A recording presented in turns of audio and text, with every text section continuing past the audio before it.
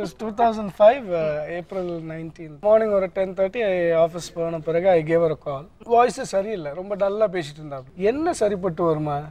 இல்லை இது எனக்கு என்னமோ ரொம்ப புஷ் பண்ணேன். இதை பார், எனக்கு உன்னை பிடிச்சிருக்கா, ஐ லவ் யூ. இயக்குனர் பாரதி ராஜாவுடைய ஒரே ஒரு மகனான மனோஜ் பாரதி ராஜா நேற்று திடீர்னு உயிரிழந்தாரு. இது திரையுலகினரை மட்டும் இல்லாம பலரையுமே சோகத்தில் ஆழ்த்தினுச்சு.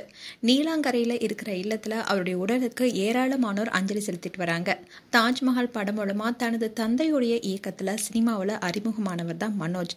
அதுக்கப்புறமா அல்லி அர்ஜுனா, ஈரநிலம், சமுத்திரம் போன்ற படங்கள் நடிச்சிருக்காரு. ஆனா அவருக்கு பெரியதா வாய்ப்பு கிடைக்கல. இதை தொடர்ந்துதான் அவருடைய அப்பா மாதிரியே இயக்குனர் அவதாரம் எடுத்தாரு. மார்கழி திங்கள் படம் மூலமா இயக்குனராகவும் அறிமுகமானாரு. ஆனா அந்த படத்துக்கு தோல்விதான் கிடைச்சது. ஆனா அவருக்கு பக்கபலமா இருந்தது அவருடைய காதல் மனைவி நந்தனா தான். நந்தனா யார்னா கேரளாவை சேர்ந்த ஒரு நடிகை. மனோஜ் அண்ட் நந்தனா 2 பேருமே சாதுரியன் என்ற படத்தில் நடிச்சாங்க. அப்படி நடிச்சிட்டு இருக்கும்போது தான் இவங்களுக்கு இடையே காதலும் ஏற்பட்டிருக்கு. இவங்களுடைய காதலை பெற்றோர்கிட்ட சொல்லியிருக்காங்க. இந்த ஜோடியோட காதலுக்கு 2 வீட்டாருமே சம்மதம் தெரிவிக்க நந்தனாவுடைய சொந்த ஊரான கோழிக்கோட்லேயே இவங்களுடைய திருமணம் 2006 நடந்தது. இதனால அங்க அவங்களுடைய முறைப்படி நடந்தது. இதை தொடர்ந்து தான் சென்னையில 2 பேருக்கும் ரிசப்ஷன் நடத்தினாரு பாரதி ராஜா. நந்தனா திருமணத்துக்கு முன்னாடி தமிழ்ல ABCD, சக்சஸ், சாதுரியன் போன்ற படங்களை ஹீரோயினா நடிச்சிருக்காங்க. அந்த சமயத்திலேயே பரிச்சயமான முகமாவும் மாறினாங்க. ஆனா திருமணத்துக்கு அப்புறமா நந்தனா சினிமாவில இருந்து விலகிட்டாங்க. குடும்பத்தை பார்க்க ஆரம்பிச்சாங்க. இவங்களுக்கு ஆர்த்திகா அண்ட் மதிவதினு 2 மகள்கள் இருக்காங்க. மூத்த மகள் இயக்குனரா இருக்காங்க. இவங்க எடுத்த வெப்சீரிஸ பாரதி ராஜா பாராட்டியும் இருந்தாரு. இளைய மகள் இப்ப காலேஜ்ல படிச்சுட்டு வராங்க.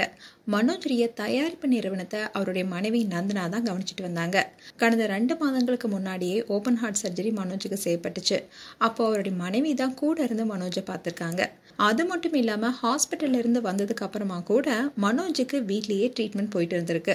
அப்போ ஆபீஸ், மகள்கள், கணவர்னு இவங்க தான் எல்லாத்தையுமே பார்த்திருக்காங்க.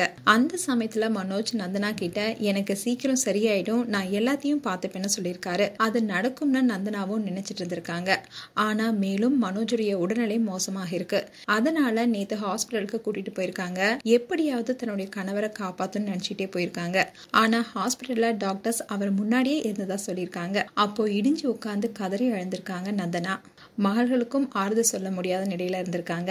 அண்ட் இயக்குனராவோ இல்ல நடிகராவோ ஜெயிக்கலனாலும் தன்னுடைய மூத்த மகள் பெரிய டைரக்டர் ஆகணும்னு சப்போர்ட்டிங்கா இருந்திருக்காரு மனோஜ். ஆனா இப்படி பாதிலே விட்டுட்டு போயிட்டாருன்னு உடைஞ்சிருக்காங்க நந்தனா.